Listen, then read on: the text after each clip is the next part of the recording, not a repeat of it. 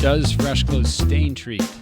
We encourage customers to do stain treatment at home. Oftentimes, this is because a particular stain might occur in, a time where that item then goes into the dirty bag and that stain sets. Pre-treatment of stains is key, and that's important.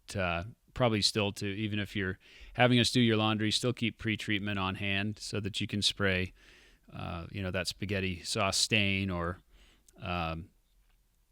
whatever it may be, the muddy sock, definitely. And if it means, getting that item very wet and putting it in the bag, that's going to help to make sure that stain doesn't set in.